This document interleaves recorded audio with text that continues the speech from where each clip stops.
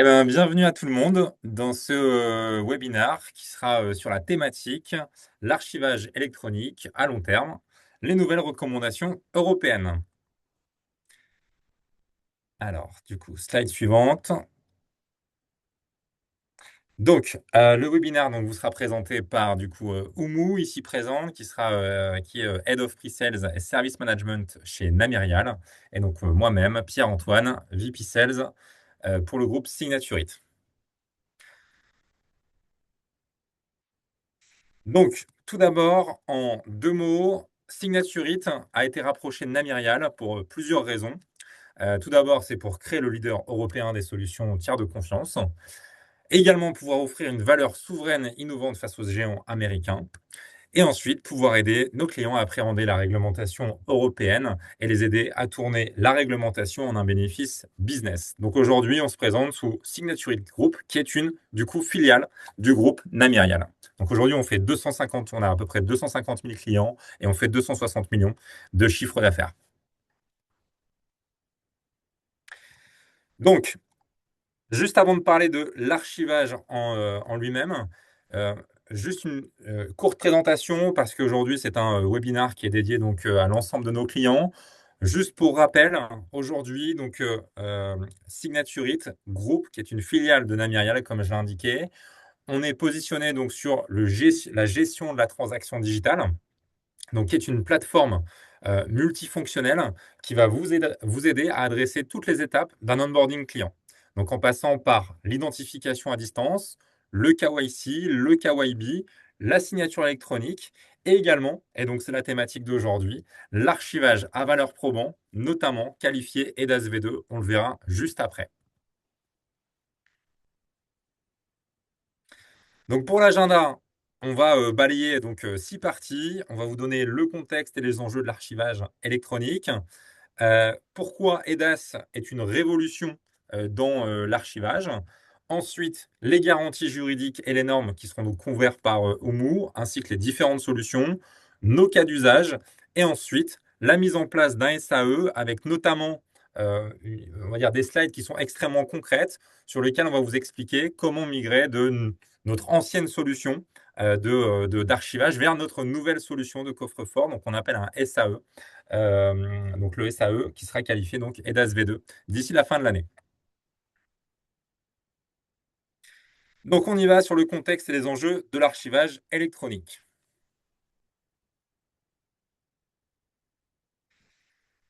Alors, tout d'abord, pourquoi c'est essentiel d'avoir un archivage à valeur probant? Donc tout d'abord, quand on parle d'archivage électronique à long terme, on pense souvent stockage. Et en réalité, le sujet est beaucoup plus stratégique que ça. Le premier enjeu, c'est d'abord la pérennité. Donc un document numérique n'est pas naturellement fait pour durer dans le temps. Il y a des formats qui évoluent, il y a des technologies qui changent. Et en fait, sans dispositif adapté, un document peut devenir illisible, voire inutilisable en seulement quelques années. Et donc, le deuxième point clé, c'est sa valeur juridique.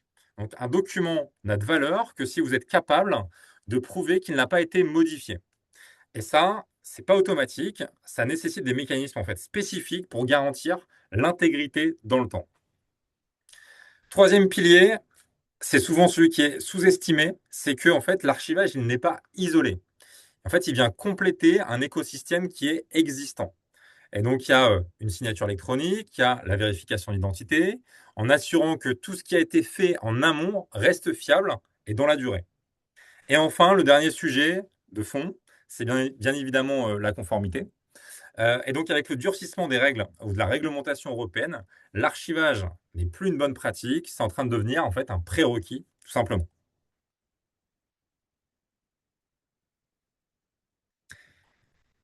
Donc, les défis concrets. Si on regarde concrètement ce qui se passe sans archivage adapté, les risques sont très réels. Le premier, c'est simple, vous pouvez perdre la valeur juridique de vos documents. Un document signé aujourd'hui, en fait, peut être uniquement opposable demain si vous êtes en fait qualifié, si vous avez un archivage qualifié. Pourquoi? Parce que en fait, les certificats expirent et les algorithmes deviennent obsolètes. Mais il y a aussi les formats qui évoluent. Résultat, en cas de litige, vous pouvez vous retrouver en fait dans une situation où vous avez des documents, mais vous ne pouvez plus prouver qu'il est authentique. Et c'est bien là tout le problème. Et donc évidemment, ça pose aussi un problème de conformité, notamment avec des cadres comme EDAS ou le RGPD.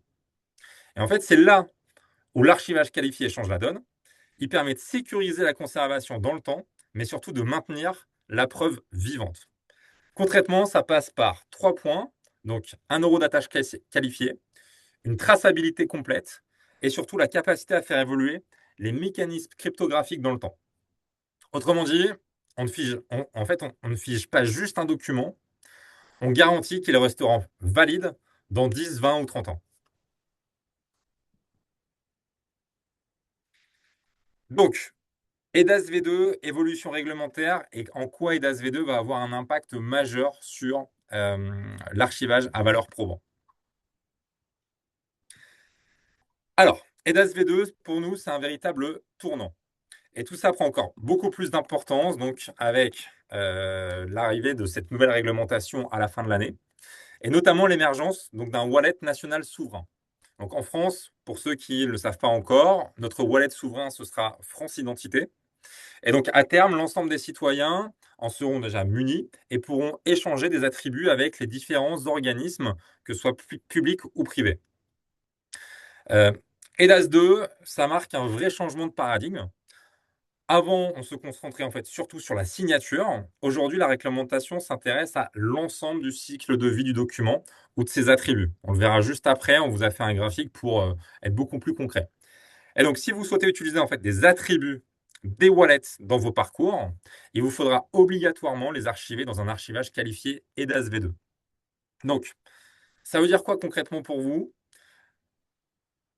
Que aujourd'hui, ce n'est plus suffisant de bien signer un document, il faut être capable de le garantir sa validité dans le temps. Et donc, on voit donc apparaître des exigences qui sont beaucoup plus fortes sur la conservation, sur la sécurité et surtout sur la gouvernance des documents. Donc, un point clé, c'est la préservation active de la valeur probante. Les signatures et les sceaux doivent rester vérifiables dans le temps, ce qui implique des mécanismes d'entretien et de mise à jour. Et au final, ce que ça change profondément, c'est la place de l'archivage.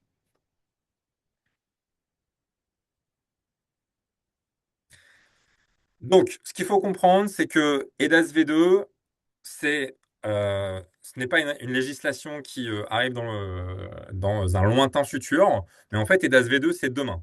On a essayé de vous faire une frise chronologique pour vous expliquer quand est-ce que la loi EDAS V2 sera effective. Et donc, EDAS V2, le dernier décret d'application, arrive en décembre 2026. Donc en fait, ce n'est pas un futur lointain, EDAS V2, c'est demain. Ça veut dire quoi? Ça veut dire que dès décembre 2026, EDAS V2 sera effectif et donc la qualification de l'archivage à valeur probant qualifié EDAS V2 sera elle aussi efficiente.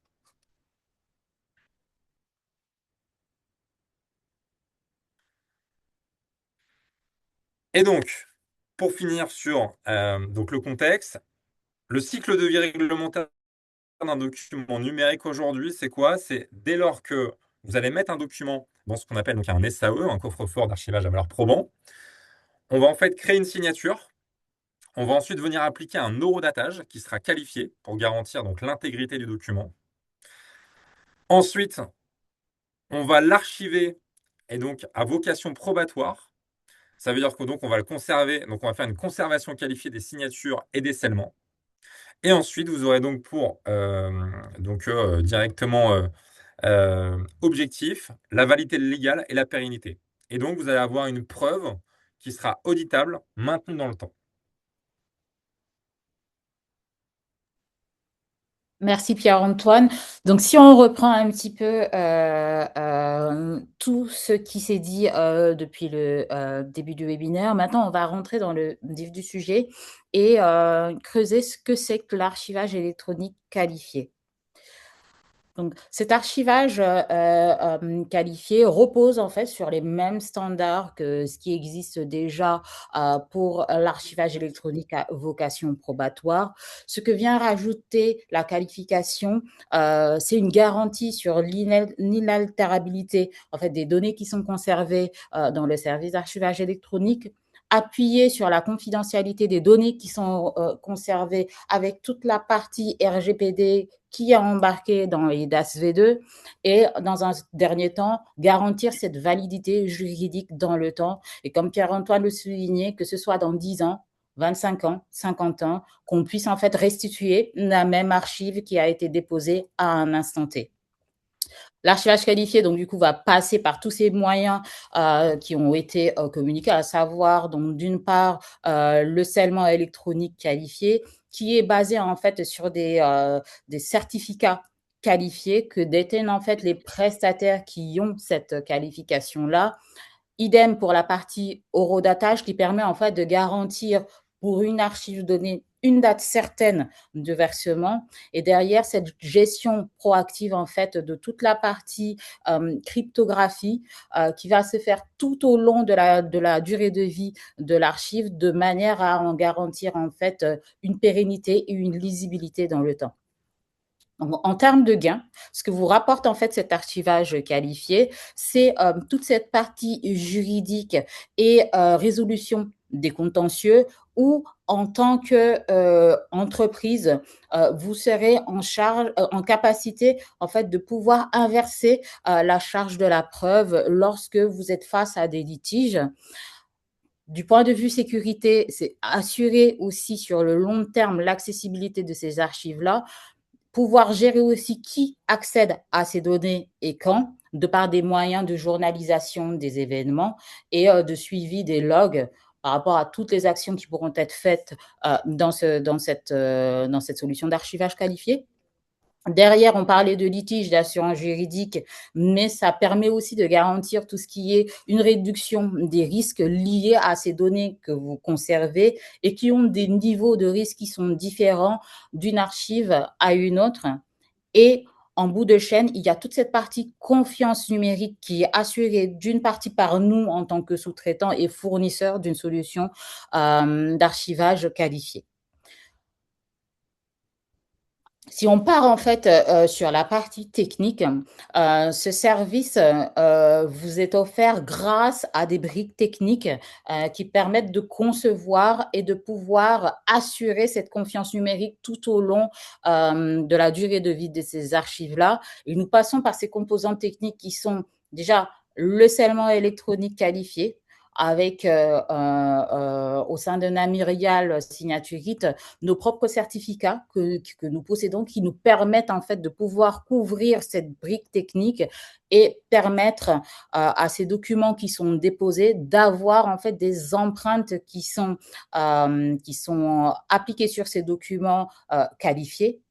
On a toute la partie horodatage qui, elle aussi, qui se base sur des certificats qualifiés et qui permettent d'assurer, comme je le disais auparavant, ce principe de date certaine sur l'ensemble des éléments qui sont versés dans le service d'archivage électronique.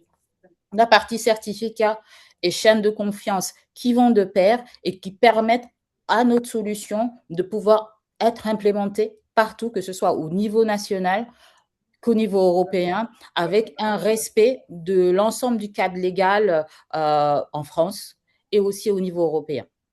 Et derrière, il ne faut pas oublier aussi toute l'infrastructure technique qui permet en fait de composer ce service-là. Parce que ce qu'il faut savoir aussi, c'est qu'un service d'archivage électronique, ce n'est juste pas la solution, mais c'est la solution et l'ensemble des services en fait qu'il y a autour, y compris donc l'hébergement, qui est un point très sensible aujourd'hui, de par tout ce qui se passe aujourd'hui en termes de géopolitique et qui doit être pris comme un point important dans les choix des services d'archivage que vous aurez à faire.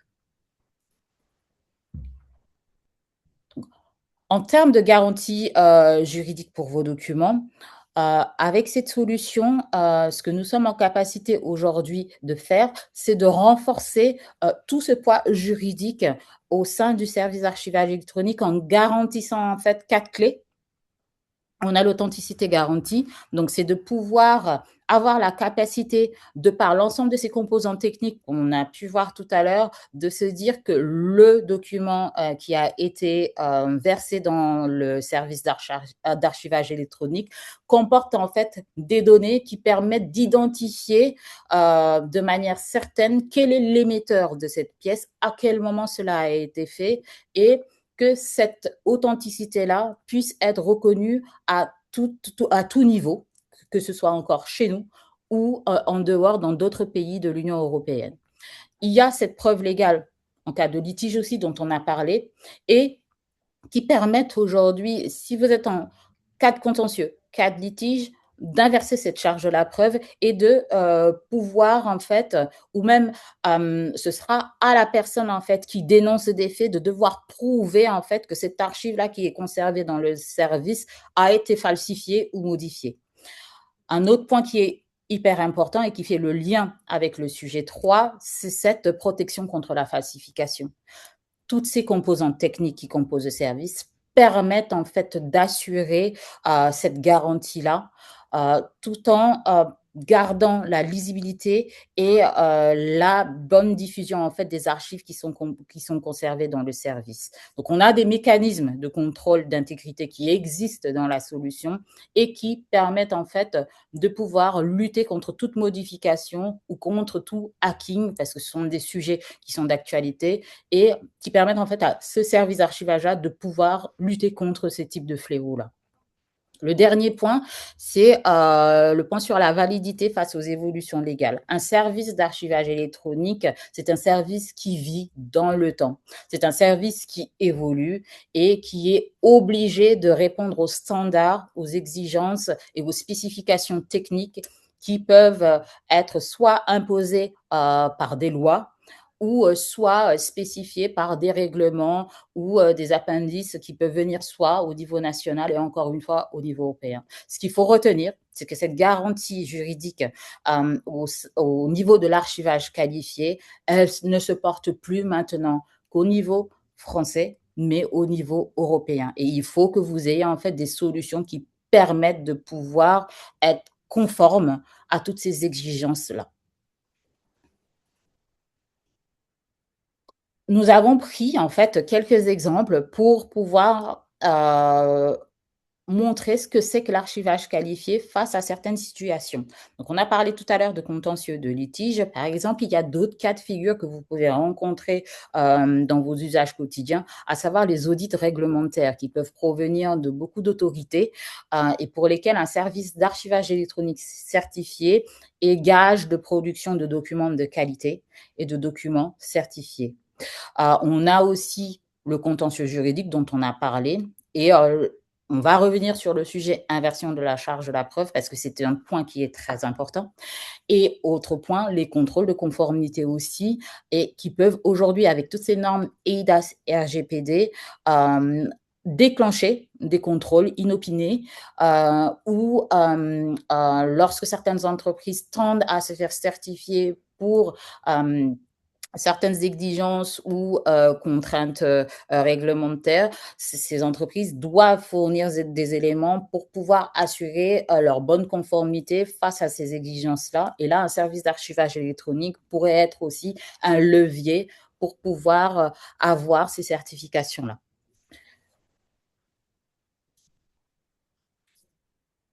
Si on reste dans le cadre maintenant européen, aujourd'hui, on a cette spécification technique, le CENTS 1870 aujourd'hui, qui vient s'ajouter, on va dire, aux millefeuilles de certification qui existent déjà pour les services d'archivage électronique.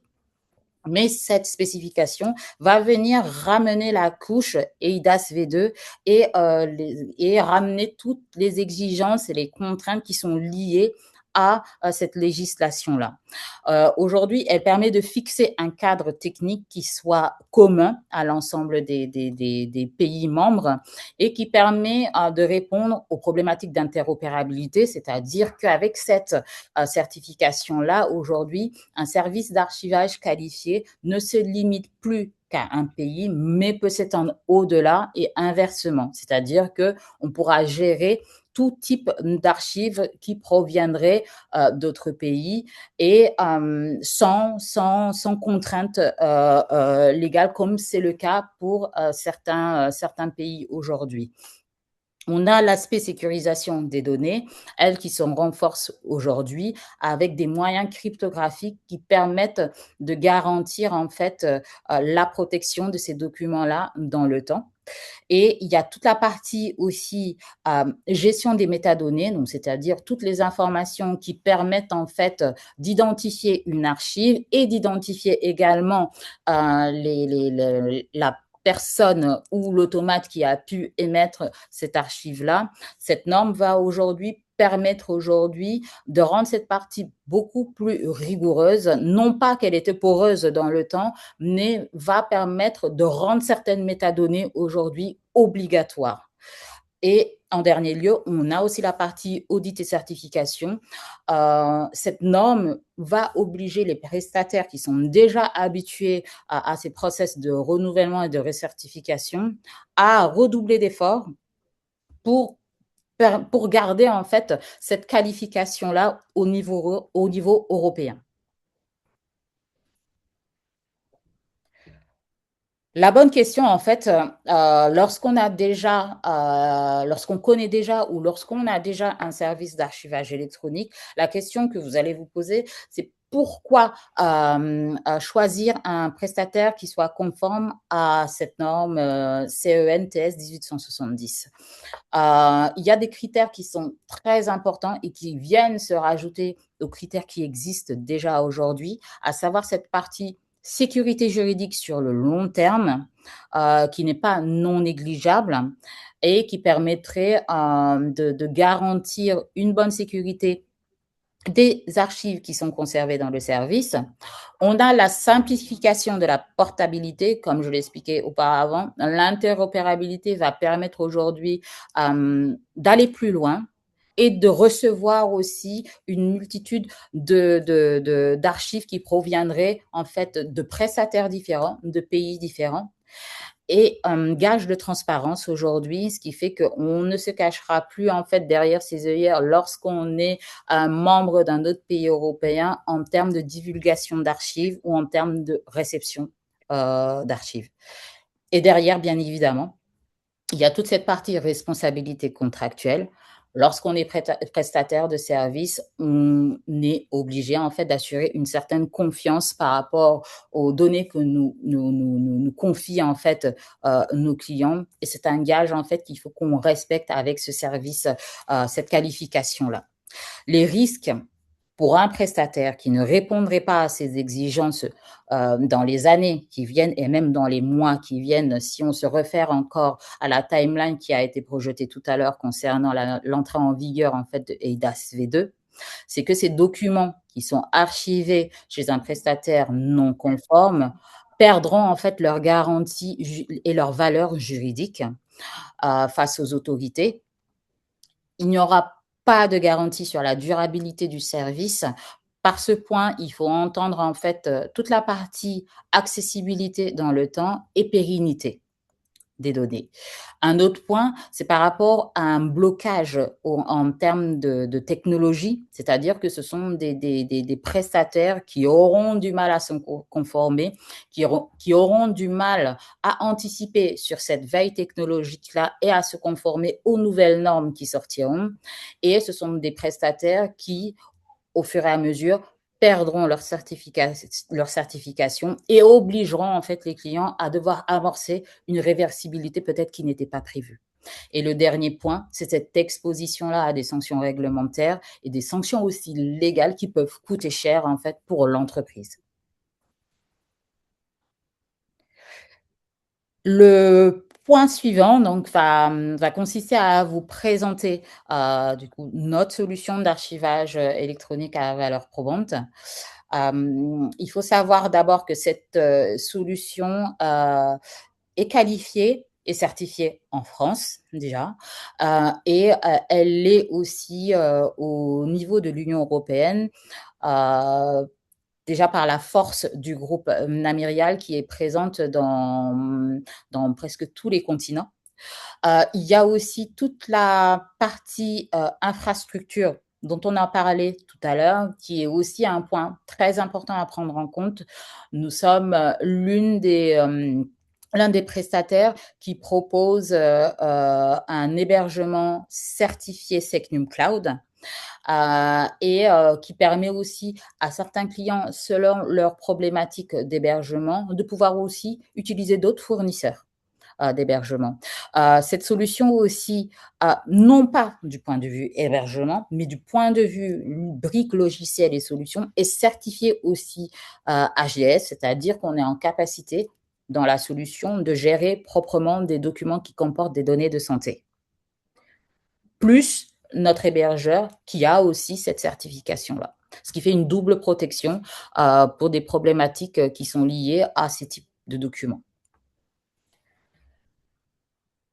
Si on passe sur l'aspect, le cadre normatif et réglementaire, on a d'une part l'ensemble des certifications nationales et internationales qui sont couvertes par notre SAE, tant du point de vue hébergement, pour tout ce qui concerne en fait l'ISO 27001, la 27017, la 9001 pour tout ce qui est gestion de la qualité et des processus qui sont implémentés en fait pour maintenir ce service opérationnel. On a toute la partie archivage électronique pur et la conformité de la solution avec l'ensemble des problématiques archivistiques tant au niveau français qu'au niveau international avec la NF 461 dont on dispose et sur tous les types d'hébergements qui sont proposés. Et enfin, toute la partie conservation qualifiée pour la signature, les sceaux et aussi sur l'horodatage où nous sommes certifiés. Il y a aussi l'aspect conformité à certaines normes internationales aussi qui permettent en fait de renforcer les garanties qu'on offre dans le service avec par exemple toute la partie modélisation en fait des métadonnées et des services dans le SAE avec la 14721 et toutes les garanties en termes de RGPD et tout ce qui est en fait restitution des données qui sont conservées dans le service. Donc, en conclusion pour cette partie normative, la solution couvre l'ensemble de ces problématiques-là et permet, comme on le disait, de l'hébergement, c'est-à-dire donc hébergement, versement des archives jusqu'à la diffusion, que ce soit par restitution, par suppression des données ou par une prorogation, couvre l'ensemble de ces périmètres et est certifié sur l'ensemble de ces problématiques. Donc, cette solution, elle a un petit nom qui s'appelle Namerial Archive. Donc, Namerial Archive aujourd'hui, par rapport à l'ensemble des éléments qu'on a pu aborder dans ce webinaire, répond à un bon nombre de garanties et d'exigences normatives. Donc, sur celle-là, nous nous sommes attardés sur 5 principes qui sont répartis en 3 piliers, l'authenticité, l'intégrité, qui permettent en fait à toute entreprise qui utilise ce service d'archivage de pouvoir assurer de l'authenticité des documents qui sont versés dans le service d'archivage et de pouvoir en fait justifier à tout moment que ces documents n'ont fait l'objet d'aucune falsification ou modification depuis leur dépôt dans la solution. On a toute la partie disponibilité, accessibilité qui permet en fait, grâce à des mécanismes en fait de gestion en fait des avancées des métadonnées avec une bonne identification des archives qui sont versées et un bon respect en fait de leur conservation dans la solution, d'assurer leur disponibilité à tout moment et en termes d'accessibilité, de permettre en fait la lisibilité ou la relisibilité en fait de ces archives dans le temps. Et enfin, le dernier point, mais ça, nous l'avons abordé tout au long de cette présentation, l'aspect normatif qui est très important et c'est une solution qui ne cesse d'évoluer et qui ne cesse en fait de respecter tout le cadre légal et normatif qui s'applique à ces à cette notion d'archivage électronique. La solution Namirial, ce n'est pas en fait qu'une solution toute seule. Elle est composée en fait de plusieurs briques logicielles. Et là, nous nous sommes attardés sur cette dernière brique qui est le module Cupress. Le module Cupress n'est ni plus ni moins en fait, le module qui permet en fait d'assurer la préservation des signatures électroniques et des sceaux qui sont apposés dans les archives ou les paquets d'archives qui sont versés dans la solution. Ce module-là fonctionne suivant trois mécanismes. On a toute la partie préservation des signatures qualifiées, où là, avec les certificats qualifiés dont dispose Namirial, nous allons venir en fait assurer cette valeur juridique sur les documents qui sont archivés chez nous et qui sont signés auparavant lors du processus d'archivage en utilisant des certificats qui, même si ils sont expirés, pourront être en fait reconnus et vérifiés dans le temps.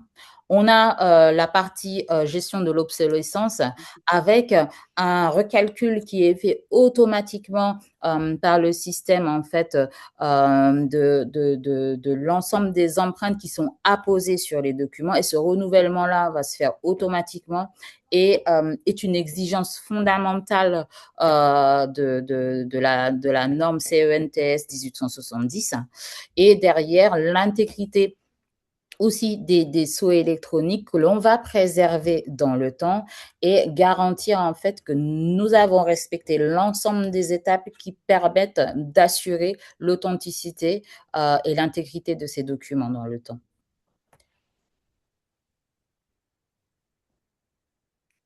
Alors, on s'est prêté à l'exercice en fait de faire un comparatif entre les différents modules de la solution en se basant uniquement sur la brique, on va dire, pure archivage électronique à vocation probatoire, telles que les solutions qu'on peut retrouver sur le marché, et aussi la brique en fait de qualification, de préservation en fait, de préservation qualifiée. Donc, en termes de conformité, en fait, ce sont deux modules qui sont certifiés et qui sont conformes à la législation, qu'elle soit nationale ou européenne, et voire même internationale. Ce sont deux briques qui répondent aussi à l'ensemble des problématiques EIDAS 2 et qui, de par le module QPress, nous allons en fait amplifier en fait cet aspect authenticité, intégrité, en y appliquant l'ensemble des mécanismes en fait de renouvellement de signature, en y apposant aussi comment dire, toute la partie qualification et préservation des signatures qui sont faites tout au long de la durée de vie de l'archive, qu'elle dure 2 ans ou qu'elle dure 90 ans.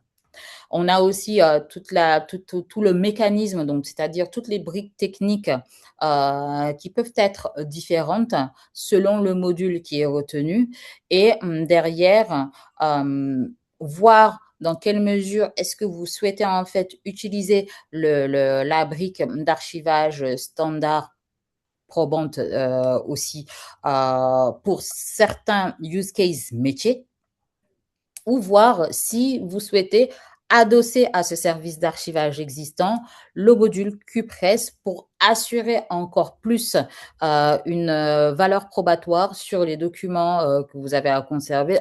À titre d'exemple, on peut dire qu'un dossier de preuve de signature est quelque chose qui, lorsqu'il est stocké dans un service d'archivage électronique, peut être complété en fait d'un module de qualification pour garantir encore la lisibilité et la pérennité en fait de ces dossiers de preuve dans le temps, et aussi y associer un facteur risque qui a à juger par en fait les conformités, les services conformité ou les responsables juridiques au sein de vos entreprises pour pouvoir juger si un document ou un autre doit avoir on va dire, ce surplus de protection en termes d'archivage.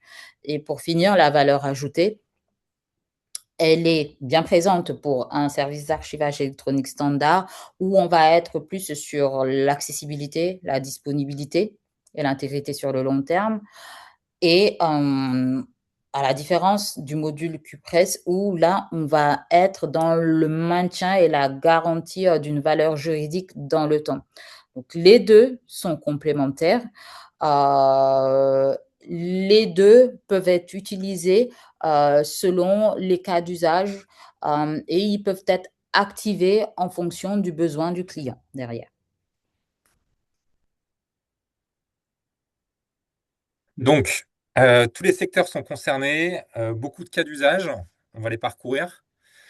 Pourquoi beaucoup de cas d'usage et pourquoi finalement toutes les industries sont concernées?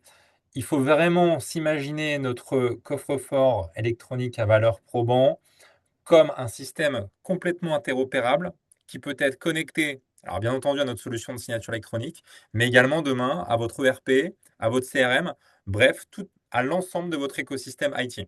Et donc c'est pour ça qu'il y a beaucoup de cas d'usage aujourd'hui qui peuvent être couverts par cette solution. Et donc on en a cité quelques-uns. Dans la banque finance assurance, ça peut être bien évidemment les contrats de souscription, assurance vie, IARD, souscription à une nouvelle banque. Euh, je, je, je, je, je vraiment souligne cette information parce qu'elle est cruciale. Si demain, vous voulez également pouvoir utiliser les attributs qui sont sur les wallets européens qui sont liés à cette norme EDAS V2, bah, vous allez être obligé de stocker ces attributs dans un archivage qualifié EDAS V2. Donc là également, ça devient très important. Mais on trouve aussi des cas d'usage dans l'industrie, dans le domaine public, la santé. Comme l'a dit Oumou, on est qualifié hébergement de données de santé. Donc n'hésitez pas également à nous faire part de vos cas d'usage, des sociétés de services, mais aussi la construction. C'est une liste bien évidemment non exhaustive avec des cas d'usage non exhaustifs, mais aujourd'hui, il y a un véritable tournant dans la gestion de l'archivage au quotidien. Et donc, bien évidemment, on ne peut pas couvrir tous les cas d'usage.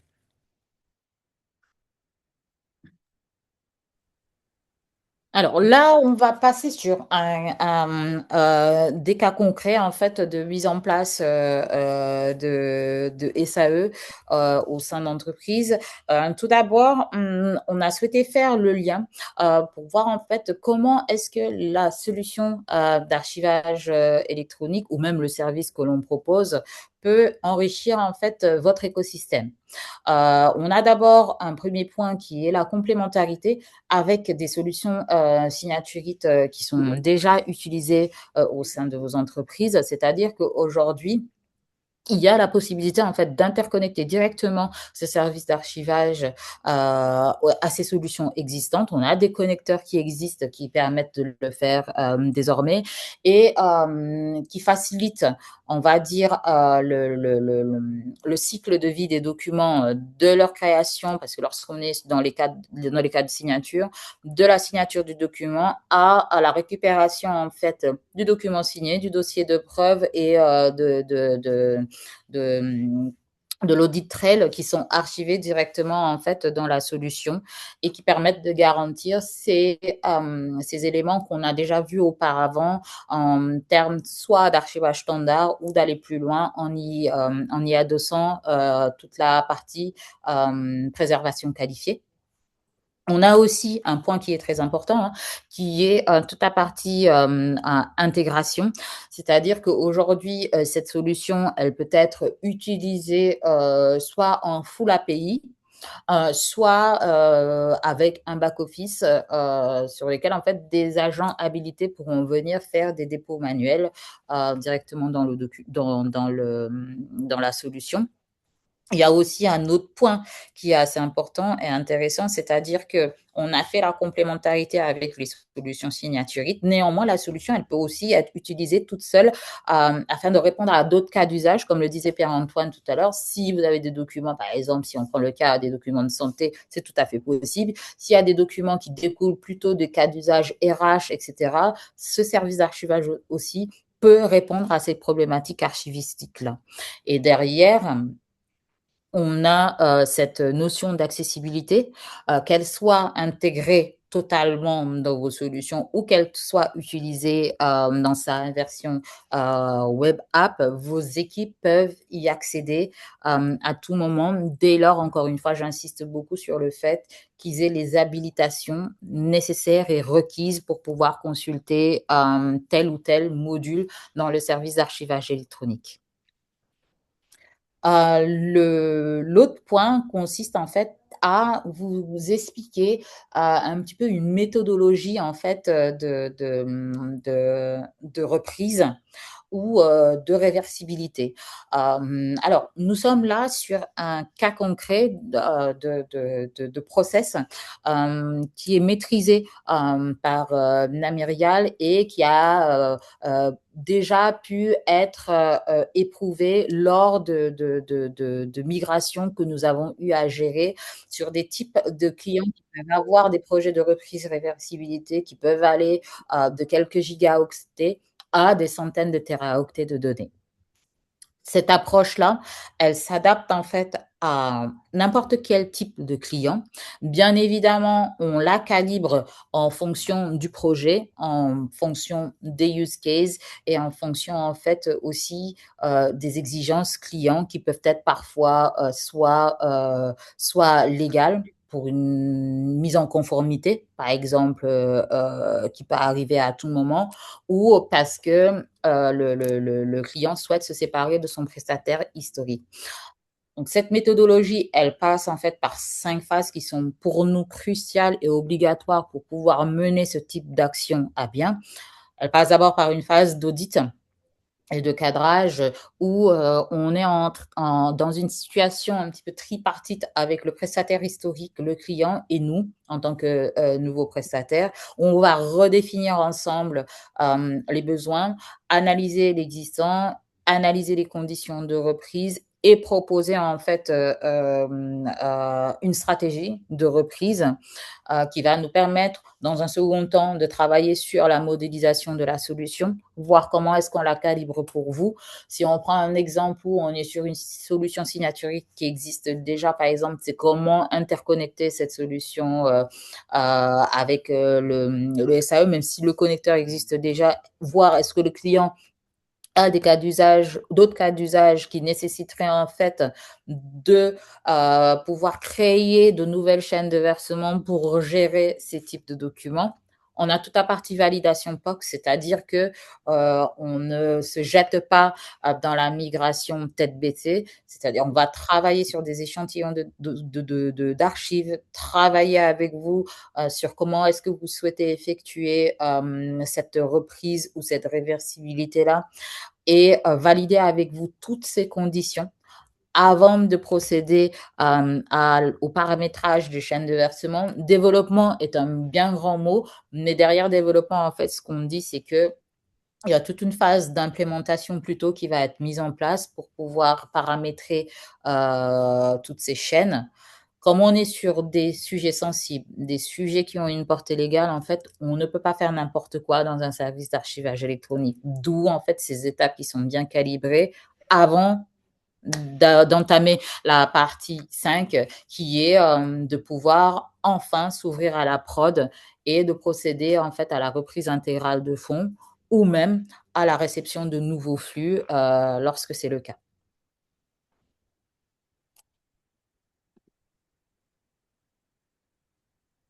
Donc, en gros, ce qu'il faut voir, en fait, dans un système d'archivage électronique, on garde bien un petit peu la caricature de l'archiviste qui est dans son petit bureau dans les sous-sols, entouré de documents. Là, il faut penser un petit peu dans l'écosystème des SI que le service d'archivage électronique aujourd'hui est le noyau central en fait d'un système d'information. Il permet en fait de capter toutes les données qui peuvent venir de diverses solutions et divers systèmes derrière. Et dans ce cas de figure-là, par exemple, aujourd'hui, vous avez votre solution UE ou UTC qui dispose désormais d'un connecteur à un service d'archivage qualifié et qui permettra en fait demain de récupérer l'ensemble des dossiers de preuves et même d'autres typologies de documents que vous souhaitez archiver dans un process de signature dans cette solution qui existe déjà.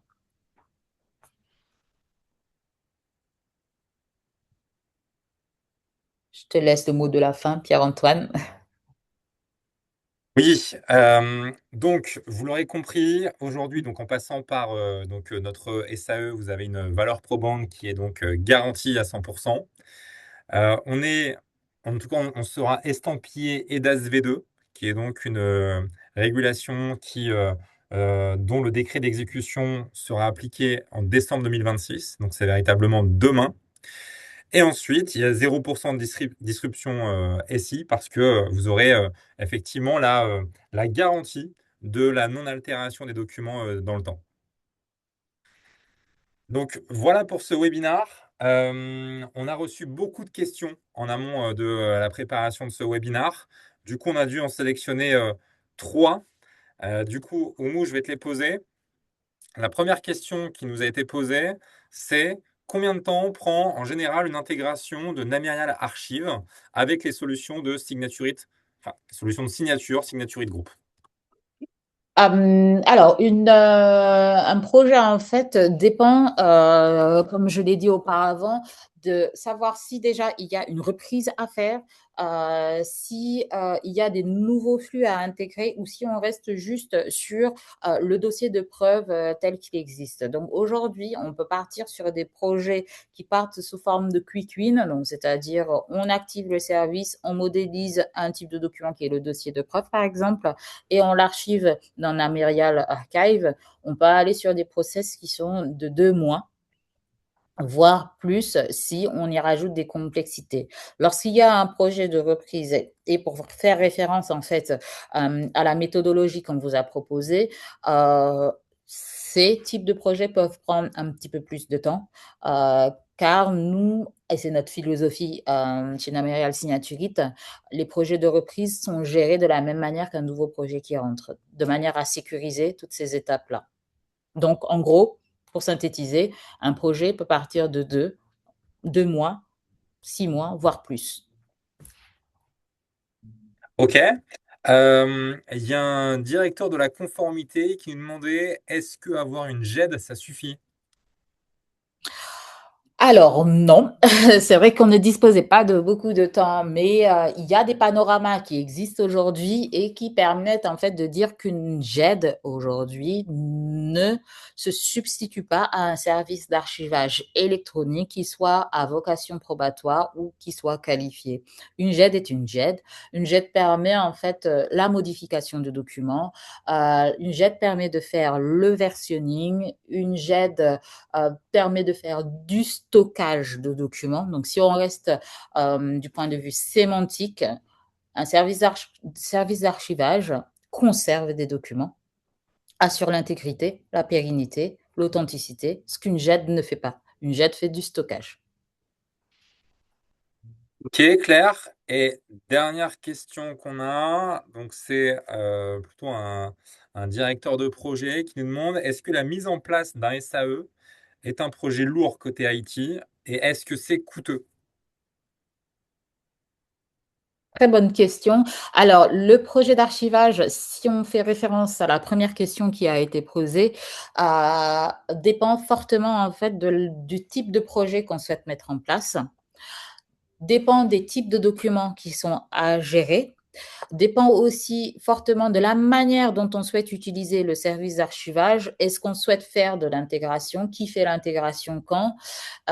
Ou est-ce qu'on souhaite utiliser la solution dans sa version, on va dire, standard, sortie d'usine, et derrière de l'implication métier qu'il y a aussi côté client. Ce qu'il ne faut pas oublier, c'est qu'un service d'archivage électronique ou un projet d'archivage ne se fait pas tout seul. Il nous faut l'aide des métiers, il nous faut l'aide des personnes impliquées côté client pour pouvoir en fait rester sur des temps qui sont gérables et qui ne sont pas consommateurs tant en termes d'énergie qu'en termes financiers aussi. Donc un projet d'archivage, ça se prépare, ça se réfléchit.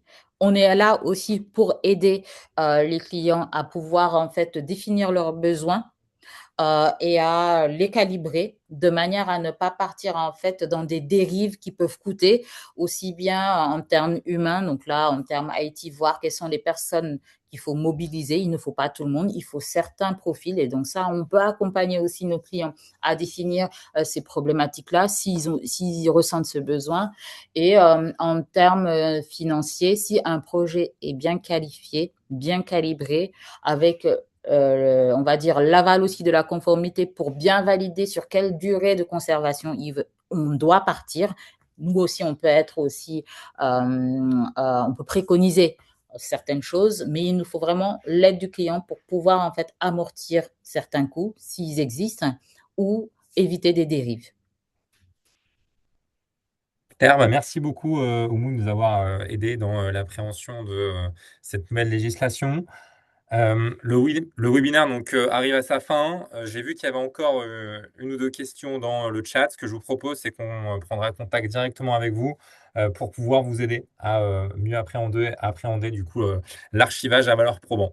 Merci à tous. Merci, au revoir.